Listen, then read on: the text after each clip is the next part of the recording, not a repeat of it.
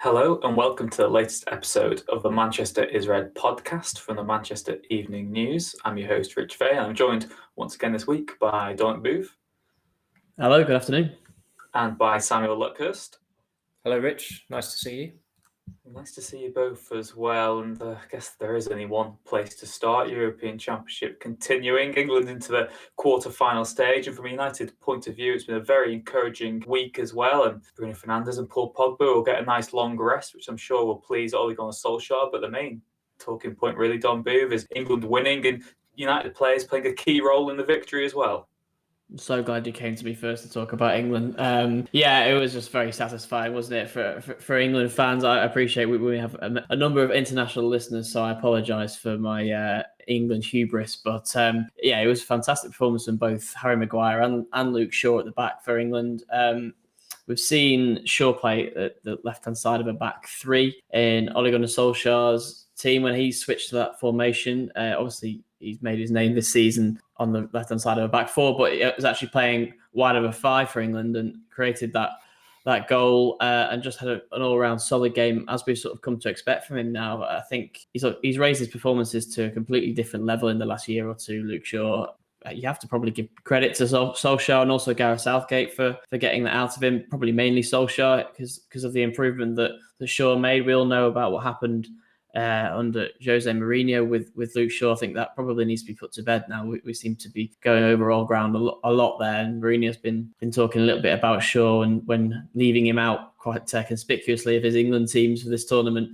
But he and Maguire, probably even more so Maguire, actually deserve credit for the way they performed against Germany, as has been the case in the last few weeks with Harry Maguire. We saw what the United defence was like without him, and we saw what the England defence was like without him. I know they didn't concede a goal, but he's a massive upgrade on Tyrone Mings in that position, and just how crucial he is for United and England now is a testament to him and that price tag, which probably seems still maybe a little bit over the odds of what it should be, but not too much so. He's getting towards being that £80 million player, and I think England now rely on those two as much as any other player in their squad, really, maybe bar Raheem Sterling. So very, very encouraging from both the United and England's perspective, and that's why I'm so chuffed on this podcast. Yeah, of course. Maguire won the star of the match, they're calling it, at the European Championship. Luke Shaw, perhaps, maybe, was the player who had the biggest impact, though, and key roles in both of the goals. Samuel, what did you make of the performance and, like Tom said, particularly the involvement of the United duo in defence? Well, through a United prism, it was fascinating that you had Trippier on the other side as well, who is a player Solskjaer wants. And I certainly think if United were to get him, that tactical flexibility is a lot more apparent because he's played at wing back at a European Championship and a World Cup now. Whereas someone like Wan-Bissaka, just taking away the lack of international experience, he never strikes you as being capable of developing into a wing-back. Maybe he will, but it's obvious that Trippier is a more rounded attacking fullback than Wan-Bissaka. Shaw's contributions with both the goals was excellent, but he has been playing like that pretty much since the start of since the restart last season. He was playing well before the season was shut down, but primarily as a centre back in a back three, and he slotted in there for the PSG game last season when United played well and won, and Shaw played well again. But he has pretty much focused over the last year on becoming that brilliant world-class left back that United hoped they were signing when they got him 7 years ago, and he's developed into that now. I think he's been world class for a number of months. You can lose that status very, very quickly, but I think as you've seen with Maguire as well, he's barely put a foot wrong in a couple of games that he's played for England. And if England certainly were to get to the final, you'd probably have to recognise him as a world class defender. I know a lot of people do already. I think that's been a bit. It's such an abstract term, world class, but I still don't think Maguire is quite there yet. But it's encouraging for United and for England, particularly England, given the concerns about defence going into the tournament, that you've got a possible world-class left-sided defensive combination there with Maguire and Shaw, and Southgate has, handled that situation very well. There's the even split down the middle, the blue of City on the right, the red of United on the left. Pickford's a much calmer goalkeeper now. I think that was apparent in his Everton performances this calendar year, and he's going to take some shifting now whenever Dean Henderson next reports at St George's Park. But with Shaw, it's been a very good year, 18 months, I'd say. I think the breakthrough is probably it's probably the last time United actually lost an away game in the Premier League, when he started at Anfield in a back three, and everyone thought, what the hell's going on here? And he used that as a springboard to improve, and he played very well in that position against City a couple of times.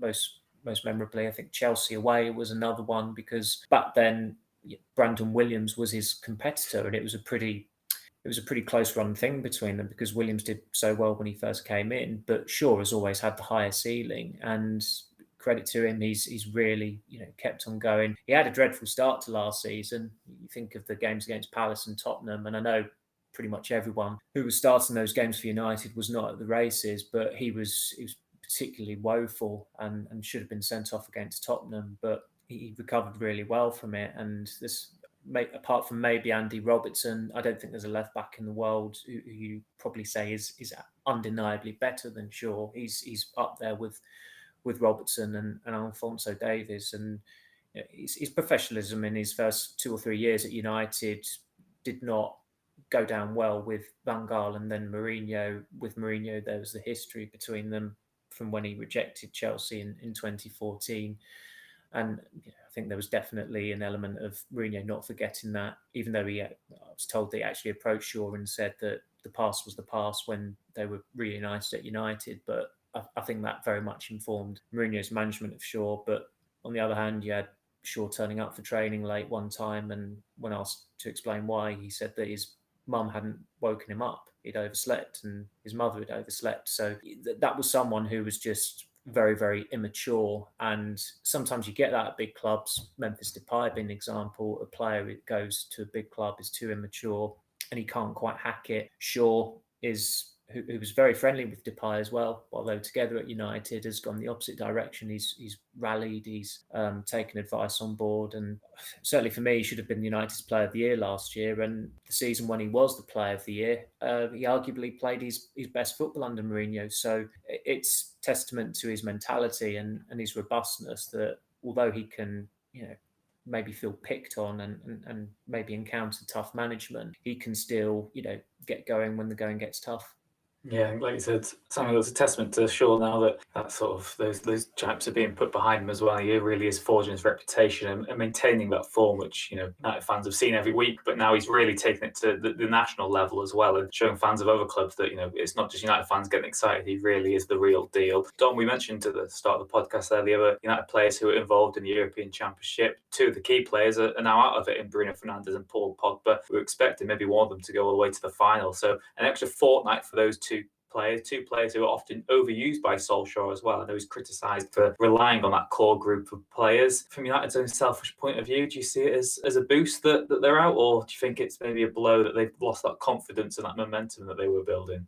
Yeah, it's a difficult one. I think you wrote yesterday, didn't you, Rich, that United will be looking at it from a selfish point of view, and that extra rest is absolutely vital, especially when you consider the poor start United made to last season, when they barely had a pre-season at all. About 30 days, I think, between the end of one season and the start of the next, and there was a 1-0 defeat against Aston Villa in a pre-season friendly, and that was pretty much it in terms of preparation for the campaign. So Solskjaer will obviously get more this season, and he's happy probably to see that Fernandes and Pogba and others have remained injury-free and will probably come back sharp and fit and firing. And I guess the way Pogba played as well in the tournament, you'd have to say was a massive positive, providing that he doesn't drop some sort of transfer bombshell between now and the start of the season, and that he stays with United. Obviously, there's that 1-year contract expiry now hanging over him, but if he does come back with the kind of form that he displayed for France, then United fans are in for an absolute treat, aren't they? I do want to address a slight issue as well, I think, over Pogba. There's obviously this discussion all the time now whenever he plays for France.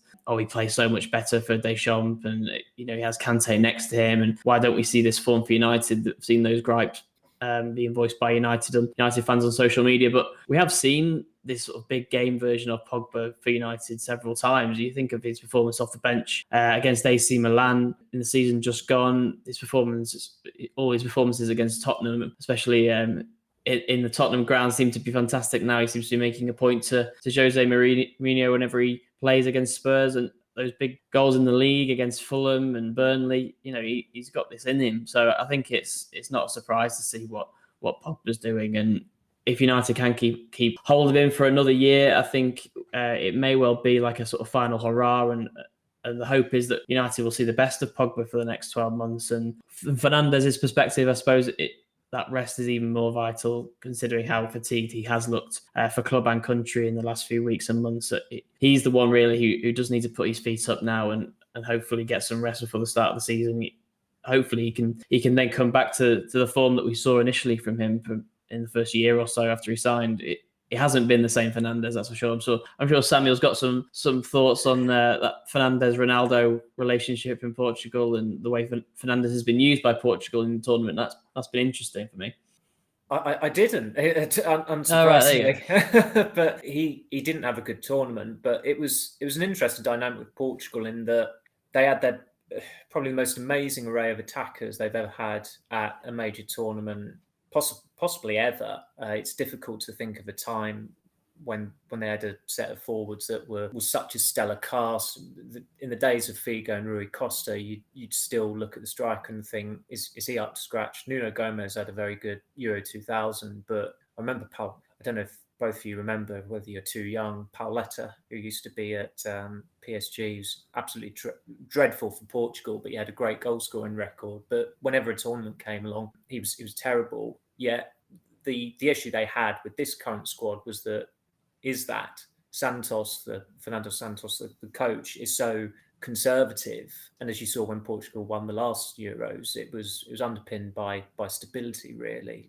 Pepe was brilliant. Jose Font was brilliant. And at this tournament, the only forward that really turned it on was, unsurprisingly, Ronaldo. Jota missed two great chances against Belgium. He missed a great chance, I think, in the first game against Hungary. Fernandes was dropped. João Felix, I thought, was underused. I thought Keane's criticism of him was unfair. It was very on brand from Roy Keane to call João Felix an imposter, but I think Felix was just underused, and Bernardo Silva was pretty underwhelming as well. The only time they ever really clicked as a unit was for that breakaway goal against Germany. And with Fernandes, I thought he was an obvious fall guy. I didn't really see the fuss in Santos dropping him for the two games that he didn't start in. Renato Sanchez did very well. He looks like a player reborn. I don't think many of us actually watch Lille on a weekly basis. Probably don't ever watch Lille once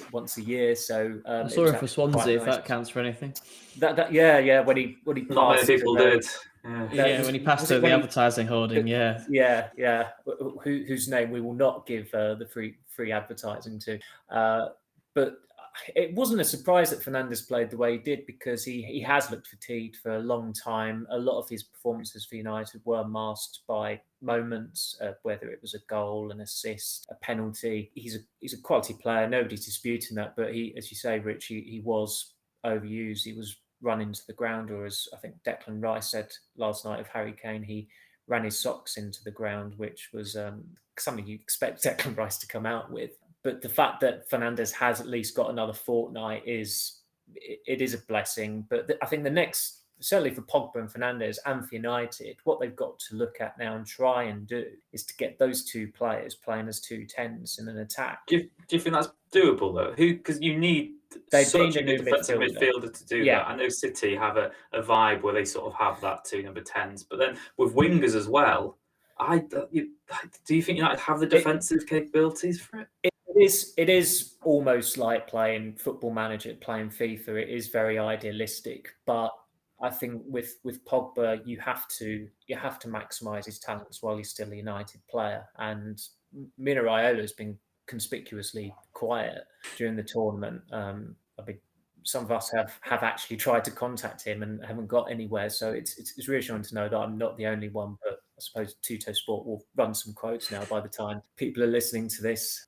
But as long as you've got those two players, you need to try and maximise them. And I'd say for this calendar year, even though Pogba had a 6-week absence, I'd say that he probably outperformed Fernandes in terms of the football he was playing. He hasn't got the numbers to compete with Fernandes, but there is an element of stats padding with Fernandes, of course, with the penalties, and sometimes a player can get an assist and it's about as much of a contribution as Brian McClare passing the ball to David Beckham and then him scoring from the halfway line. So sometimes the numbers take things out of context, but you have got two world-class players there. And I don't really see Solskjaer accommodating Pogba full-time from the left wing when he's got Martial, Rashford and James, because that's going to be three unhappy players and there's going to have to be a full guy there.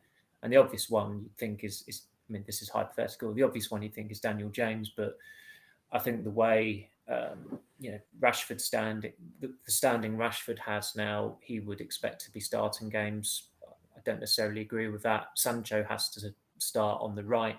I think United have kind of pigeonholed him as a right winger, even though he played an awful lot of last season, the majority of last season for Dortmund. But it is the expense of it. They want Varane. They would need. They can't get away with playing Fred, Pogba, Fernandes. That's asking trouble. That's about as poor as a sieve.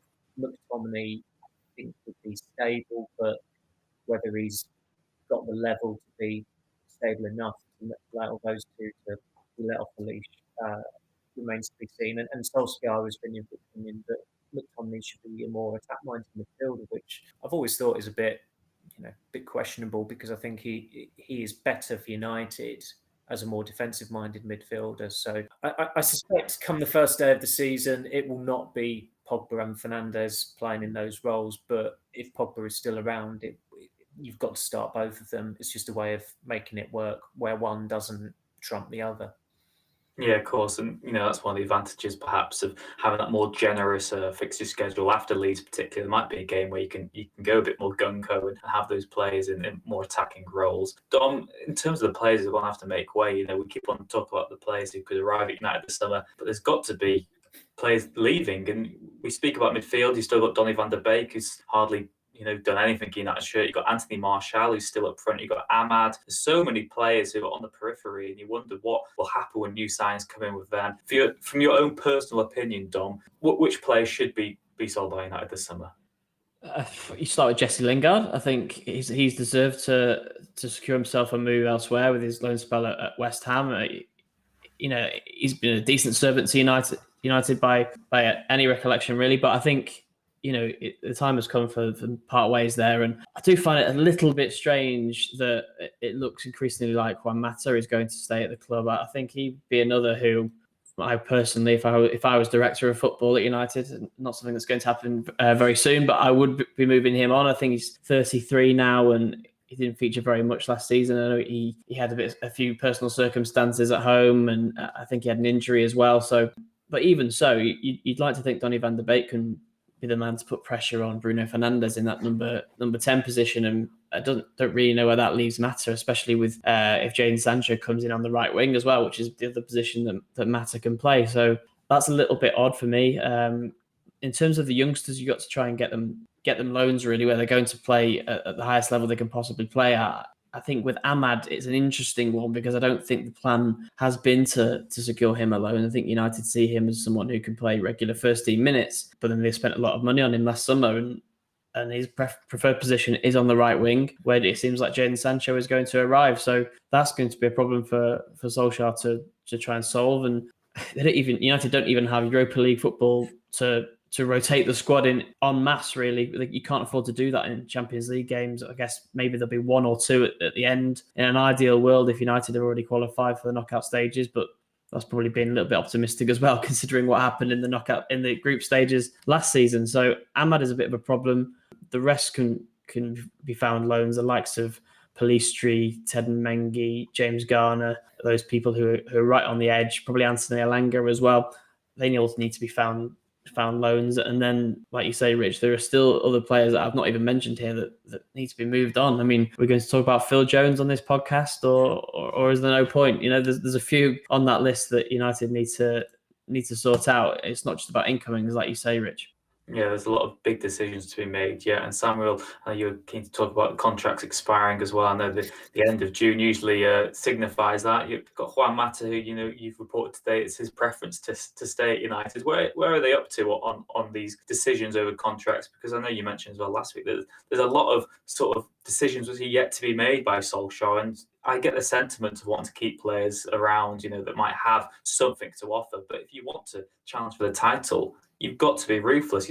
Man City are a good example. If a player doesn't really have a worth to the squad anymore, you've got to get rid of them. And he still sense that Solskjaer is maybe too kind and too loyal to players who he likes as people, but maybe doesn't like them as players so much.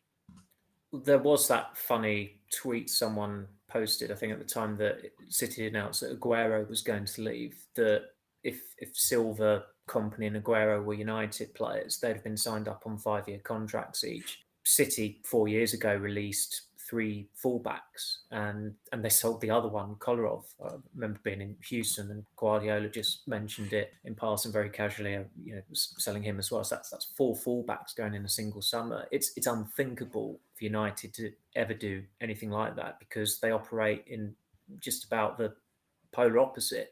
They wanted to get Timothy Fosu-Mensah tied down on a new contract. They gave one to Phil Jones, to Eric Bailly.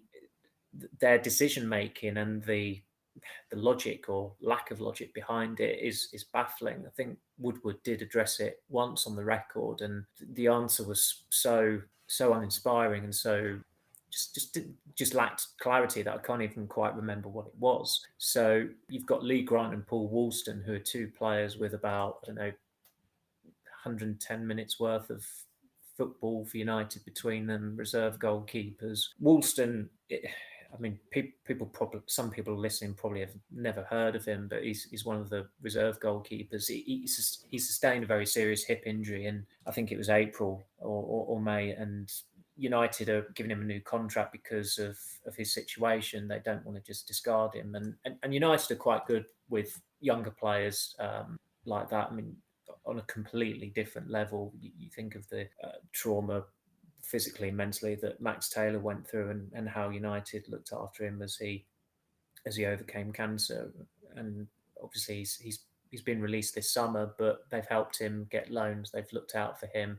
They looked out for the released players last year as well. It's just it's a good aspect of the club that they've maintained this year with giving Woolston a new contract. With Lee Grant, I think that his camp, does Lee Grant even have a camp? I don't think so, but the noises from his side have not been particularly optimistic about that. And with Tom Heaton probably coming in, there's no real need to keep Lee Grant around. There's never been much need to keep Lee Grant around. I think he's 38 now, but I think when he joined United, he saw it as a possible option to get on the coaching staff, and he was listed as a coach on a team sheet or 2 last season. He held up the advertising board for 1 game as well, which is an important job reserved only for the goalkeeping coach. So it looked like he was going down that path, but he might just be severing ties completely now. So it's pretty small fry there. Matters the big one, if you like, but I think he only played 18 times last season. As Dom said, it was a difficult season for him with his mother being unwell and then sadly passing away. So that's always bound to compromise a player's availability, particularly at a time of a pandemic as well. But I thought when he did play last season in the Premier League, there were a number of games that he did influence and that he did still look sharp. And players like Fernandes and Van der Beek very much enjoyed playing with him. I think that he can be a decent service for United for 1 more season. I think there is some logic in it, but there's also logic in just letting him go and letting that be the end of it. But I think it's pretty clear that United have been trying to make him take a wage cut there, because with those +1 options, if the player wants to stay, usually it's a foregone conclusion. The club just trigger it like that. But in this case, in this instance, that's not been the case, and there has to be a mutual agreement for the option of an additional year to be triggered, as was the case with Cavani, whereby with Cavani, the club wanted to keep him, but for a fair old while, he wasn't sure that he wanted to stay on. But then as soon as the clocks went forward. He, and the weather brightened up a bit. His form picked up, and he ended up staying. And everyone at United's very pleased about that. Yeah, it's going to be fascinating to see how he does next season as well, particularly. It's going to be interesting as well to see if United end up without a striker, just how often Cavani plays, because I know there's been gripes about his fitness issues and how often he can manage games. So maybe there will be more game time for Greenwood in that centre forward role, which he hasn't quite taken to as maybe Solskjaer would have hoped so far. But Dom, last few minutes of the podcast, do you expect United to push on with their transfer dealings now that there are certain nations out of the European Championship, some targets now might be easier to negotiate with, but of course the England contingent will be off to Italy this weekend?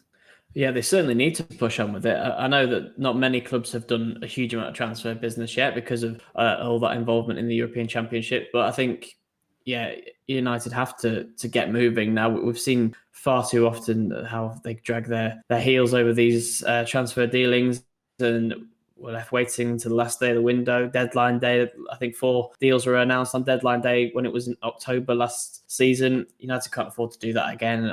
They've got to at least give themselves a chance. And like I mentioned before, with all the pre-season preparation and getting players back fit and going to fire from the very first game, that has to be a huge priority for Solskjaer. He needs to try and put pressure on the hierarchy to finally get this Jadon Sancho deal over the line. It's felt like complete deja vu with the Sancho saga coming back this year when we thought it was all over from last summer. But they need to get that done. They need to try and progress this Rafael Varane deal, which they're obviously keen to get done, and to add that experienced centre-back of real pedigree to play alongside Harry Maguire. That's got to be a priority as well. And then after that, Samuel mentioned Kieran Trippier. I don't see much maybe aside from those 3 deals, but if they can all get done and sort of before the end of July, is maybe being a little bit optimistic, but that has to be the aim for United in these next few weeks. Yeah, Samuel, there's almost a bit of deja vu in terms of the Harry Maguire deal with Jadon Sancho. The player wants to join, what Dortmund want. Just pay it up. That's what lots of fans are saying. Just get it over and done with. Gary Neville said he's bored to death of the transfer saga. Try 100 reports on it every day and put a different headline on the blog. We get it. It's going to happen. Just make it happen. But, these podcasts are going to come very outdated very quickly in terms of transfers, because we're recording this on the Wednesday. By the time it goes live, there could be developments. You just never know in the world of transfers. But where do United stand at the moment on deals, and where do you expect them to strengthen other than centre-back and right wing this summer?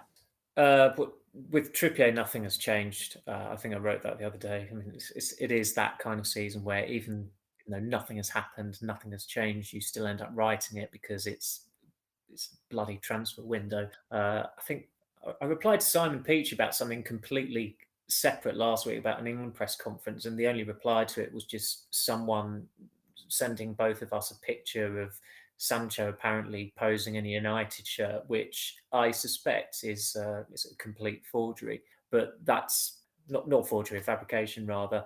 But that's the time. It's that time of year, and that's what we have to what we have to put up with. With Varane, as Dom said, I wrote last week that they were making slow progress on that. I don't see that happening quickly. I mean, what's quickly is next week for United. With Sancho, I had to write closing in on last week because I guess they are closing in on, but again, where he's tied up with England could be in the European Championship final. Was it on Sunday week, I think? So I'm pretty sure that will happen this time, but I don't know why people would be impatient about it on this occasion. Last year, United never got down to discussing a bid. This year, they have actually made bids and they are making headway. I think if there are people out there who are fretting about whether Jadon Sancho is going to sign, then they just need to get out and get some fresh air, do something enjoyable wherever they are in the world. If they can, I think it's possible whether you're inside or outside. Just do something that just takes your Just mind go on off. FIFA and sign them yourself. Yeah, play FIFA, watch the Euros, film, binge something, watch the football. Exactly. That has been the joy about the Euros over the last week or so, where the tournament has really caught fire with jeopardy about it. It's been great to watch. Unfortunately, we were denied penalties by a Ukrainian having to score in the 120th minute last night. But apart from that, the knockouts have been fabulous to watch, been really entertaining. And that's that's always the escapism with football. It takes you away from the nonsense of the transfer window. So, but as you asked, I think if United get 3 players this summer, they'll see that as a good return. I think it's very difficult for them to justify the considerable expense on a elite defensive midfielder. I think that's a tricky one. I think that would be one. If they could delay it until next year, they would. If they feel as though they absolutely have to sign one this year, then I don't think it's going to be someone for 60 million plus or anything like that. I think it'd be an option where they'd have to be quite canny, a little bit like Leicester with N'Golo Kante 6 years ago, as I've said previously. But that's a very, very difficult thing to do. Yeah, and like you said as well, Samuel, it relies on offsetting those player sales, of getting rid of a quite a big chunk of the squad as well. And of course, in terms of defensive midfielder, United will be so overstuck there next season anyway. There's the likes of Fred McTominay, who don't have to find roles yet. Van der Beek, no one knows what his future is. Pogba, no one knows precisely what his future is. There's just so much uncertainty that I think, like you said, defensive midfield is maybe a pipe dream for United fans this summer. But new right winger, a new centre back, and a new full back, that's more than enough to quench the thirst for many. And we'll see what happens. You can stick with us on the Manchester News as always for the latest transfer news every day. We're on our live blogs. I'll bring you all the latest transfer lines as well. So Dom, Samuel, thank you very much both for joining us today on Manchester Red podcast. Thank you ever so much, Rich. Thank you. Thank you. And thank you once again for listening, wherever you might be in the world. As always, please do leave a like and subscribe if you haven't already. And we'll see you again next time.